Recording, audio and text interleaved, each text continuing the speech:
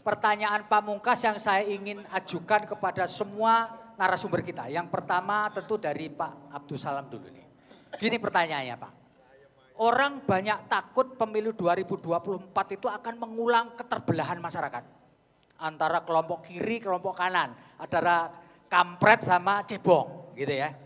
Ini politik dan memainkan politik identitas. Apa saran Anda sebagai pengamat supaya apa yang kita takutkan di tahun 2019 itu tidak akan terjadi di tahun 2024, yaitu saling bertarung ya, kemudian kita terbelah sampai sekarang. Silakan. Iya Mas Bobi, saya kok ingin kita mengganti kata politik identitas itu dengan politik kebencian. Oh, politik kebencian yang paling betul jadi ya. yang kita praktikkan beberapa waktu yang lalu itu adalah politik kebencian, Ya. bukan politik identitas. Kita semua punya identitas, partai-partai ini juga identitas. Ya. Yang terjadi masa lalu itu adalah politik kebencian. Itu yang harus kita lawan bersama. Dan saya rasa-rasanya tidak khawatir karena pertumbuhan pemilih rasional kita meningkat signifikan. Ya. Bapak Ibu harus bersyukur hari-hari ini apa yang tadi disampaikan oleh abang saya Pak Sarmuji tentang perkembangan ICT yang melahirkan demokrasi digital itu. Ya. Itu ternyata telah memangkas banyak hal, kultur, tahapan dan lain-lain. Bahkan mungkin sebentar lagi saya ini sebagai pengamat tidak berguna. Karena semua kan bisa dijawab oleh ChatGPT. Ya. Satu-satunya yang tidak bisa dijawab oleh ChatGPT cuman memprediksi. Coba aja ditanya, kira-kira 2004 ada apa? Mohon maaf, untuk prediksi tidak bisa. Masih tanyakan ke pengamat. Selebihnya dia bisa semuanya. Ya. Jadi dengan tren perkembangan teknologi, ICT, demokrasi digital seperti itu, rasa-rasanya kita semua nanti akan bisa memasuki tahapan yang lebih baik lagi. Karena transparansi. Sama seperti ketika kita dulu memilih mungkin calon pemimpin, pilpres begitu ya. Faktor-faktor yang sifatnya sosiologis dominan. Tapi begitu sekarang berganti ke faktor psikologis. Jadi 1 sampai 10 itu sekarang bukan ganteng, bukan postur, bukan apa. Tapi bersih, berani, jujur, itu akan menjadi, nah kenapa seperti itu? Karena munculnya teknologi-teknologi yang mempercepat keterbukaan informasi dan lain-lain. Dan saya percaya dengan cara seperti itu kita tidak perlu paranoid kembali. Karena orang-orang yang akan memainkan peran-peran politik kebencian itu akan dilawan oleh netizen Indonesia. Dan jenengan semua tahu, netizen Indonesia adalah netizen yang kejam. Selanjutnya Mas Emil Mas, gimana ini? Karena ini menjadi kekhawatiran kita bersama. Monggo silakan. Satu, sebagai warga Jawa Timur, Ya. kita tentu optimis bahwa Jawa Timur ini menjadi sebuah oase untuk mengapresiasi perbedaan. Ya. Nah, perbedaan apa yang kita apresiasi? Ya tentunya kan perbedaan dalam konteks perbedaan latar belakang, ya.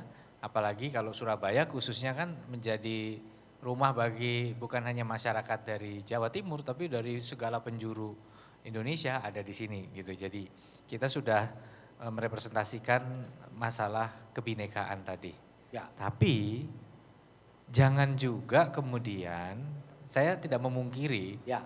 ada 1, 2, 3, 4 titik-titik kejadian yang nggak sejalan dengan identitas Jawa Timur sebagai daerah yang merupakan oase kebinekaan tadi gitu.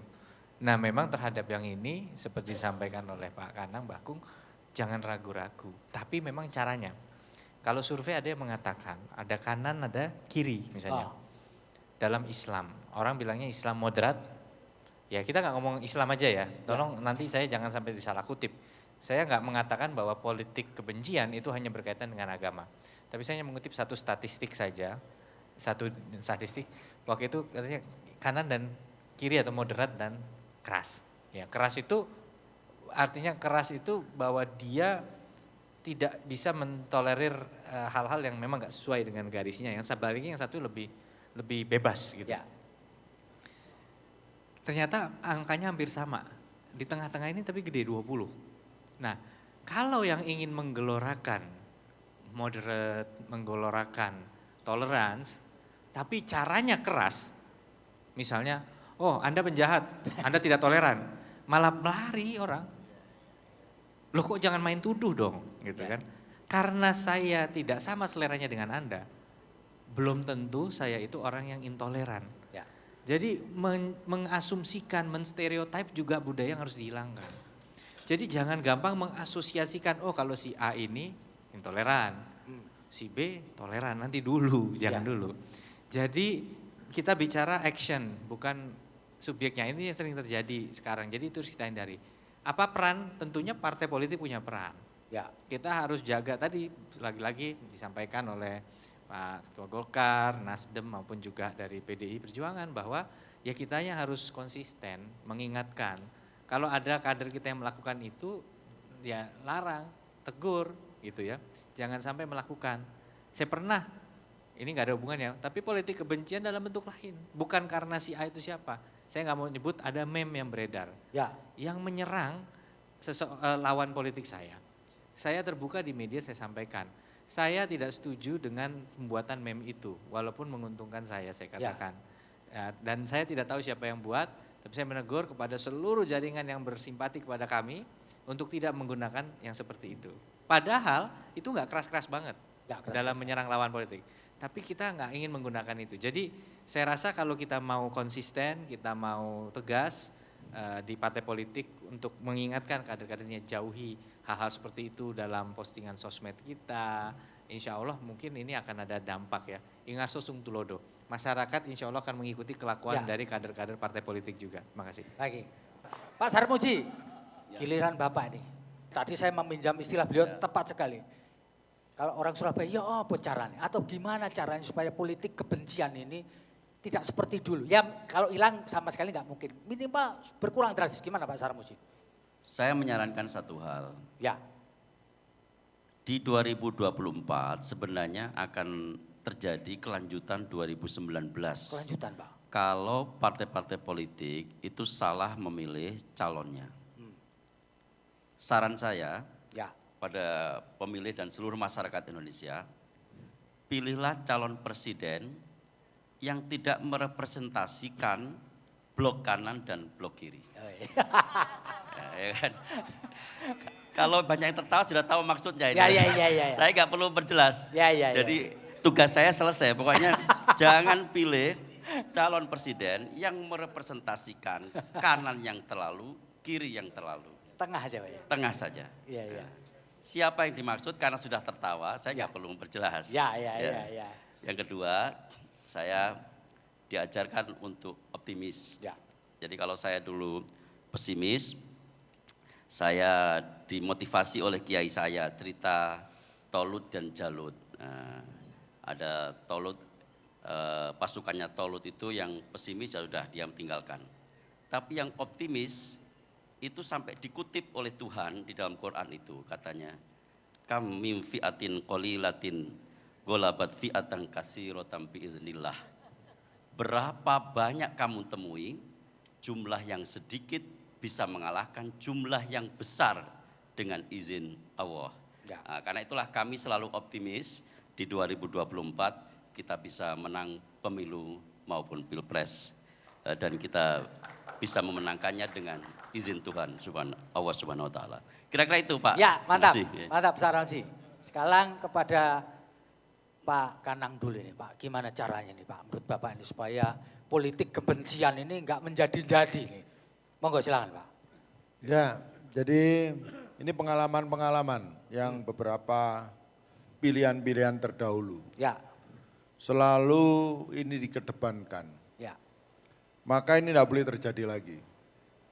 Nah ketika kita tidak boleh lagi, maka politik-politik kebencian siapapun, apakah itu partai, apakah itu calon, apakah itu kelompok orang, atau gerombolan orang gitu ya. Itu memang tidak boleh lagi kita bersinggungan negara ini atau pemerintah atau orang yang tidak boleh mengarah atau berhubungan dengan mereka. Maka kampanye terhadap politik kebencian, anti politik kebencian ini harus terus menerus. Mulai dari presiden sampai dengan RT. Ya ini memang harus demikian. Termasuk nanti ketika 2024 itu dimunculkan kampanye seperti ini, ya kita lawan bersama-sama. Ya. Hilangkan itu semua. Ya. Gitu. Jangan sampai menang tapi terpecah belah. Itu yang harus kita hindari. Itu saja saya kira. Ya, itu ya. Ya. Sekarang Pak Ainur Rahim nih.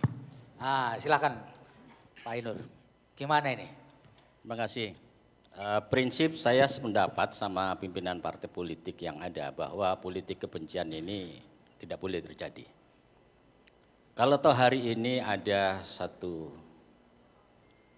persepsi ya Anggapan ya Pak. bahwa dinamika politik dalam kontestasi demokrasi ini terjadi satu persepsi seperti itu. Ya ini sebetulnya salah siapa? Kan gitu pertanyaannya. Sudahkah bisa menjadi teladan di antara mereka? Kalau tuh kita elit politik ini sudah bisa membuat perilaku dan keteladanan yang tidak mengarah pada narasi-narasi yang berbau adu domba, ya toh, mengarah pada upaya pecah belah, saya kira selesai persoalan demokrasi ini. Komitmen kita, semua elit yang hadir ini mampu menjadi teladan di antara pemilih bangsa Indonesia yang kita baik. Ya, terima kasih Bos, Pak Anwar Sadat. Supaya kita nggak terbelah kan dulu antara Pak Jokowi, pendukung Pak Jokowi sama Pak Prabowo. Sekarang Pak Prabowo sama Pak Jokowi akur malah. Silakan. Ketua Partai Tribun enggak? Nah terima kasih Kang Febi. Menurut saya ini tugas partai politik ya. Ya. Partai politik punya 6 fungsi ya yang secara konstitusional harus kita jalankan. Salah satunya adalah pendidikan politik. Nah, memberikan kesadaran, awareness kepada masyarakat pemilih untuk punya perspektif politik yang benar ya. Yang yang sesuai dengan prinsip-prinsip nilai-nilai budaya kita. Saya kira tugas partai politik. Tugas kita, ya tugas saya lah sebagai ketua partai, tugas Pak Emil sebagai ketua partai juga tugas semuanya. Kita nggak bisa nyalain siapa-siapa karena memang kitalah yang diberi kewenangan konstitusional untuk melakukan penyadaran politik kepada warga. Nah, tetapi politik juga tidak perlu baper gitu. Nggak perlu baper ya? Nggak perlu baper karena kan kalau terus kemudian politik itu isinya orang-orang yang sopan santun semuanya, nggak bagus juga, ya? Nggak bagus juga gitu loh. Ya. Karena sejarah politik kita di masa lalu penuh dengan metafor. Ya. Orang-orang yang saling ada satire politik, saling mengkritik dengan menggunakan metafor. Ya. Seorang Kiai Agus Salim pernah secara disindir karena dia punya janggut yang panjang. Ya. Disindir dengan sebutan hewan. Tapi kan dia membalas dengan satire. Bung Karno juga pernah dikalahkan dalam debatnya dengan Syahrir waktu itu kan. Dikatakan, Bung Anda dipatahkan oleh Bung Kecil. Oh sorry, saya ini rotan, tidak bisa patah. Ya. Saya hanya melengkung saja untuk berbalik memukul lawan. Itu kan satire politik, metafor politik. Harus ada Mas Kavi. Ya. Jadi satire dinamika politik, jangan kemudian dengan dipenuhi kesantunan yang palsu.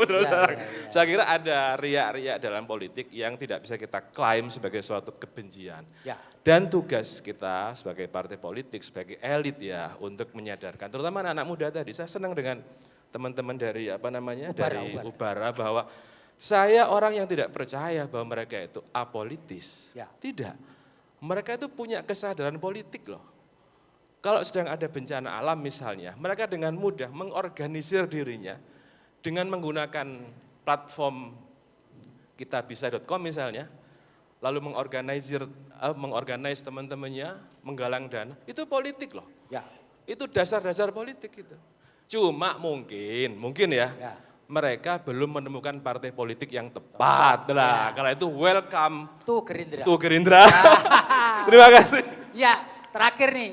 Biasanya perempuan ini analisisnya lebih tajam. Supaya tidak ada tadi politik kebencian. Setuju istilah itu?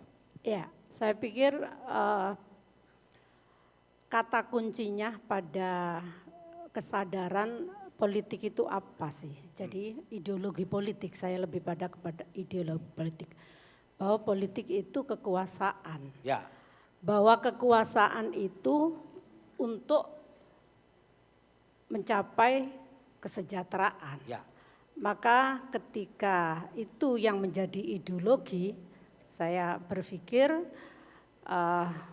pikiran-pikiran negatif keinginan-keinginan untuk berbuat yang irasional itu tidak akan terjadi.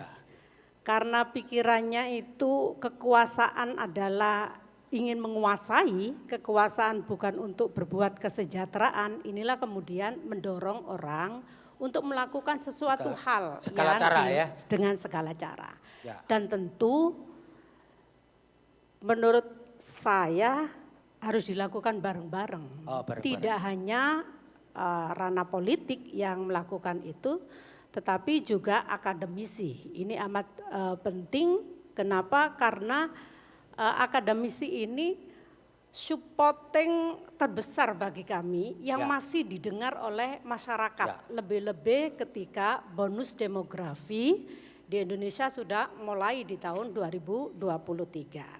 Maka ketika saat ini eranya adalah era digitalisasi dan itu dunia atau panggungnya kelompok milenial, panggungnya akademisi, maka itu sangat efektif kampanye untuk kembali politik itu apa sih, ideologi politik itu apa sih, politik adalah kesejahteraan.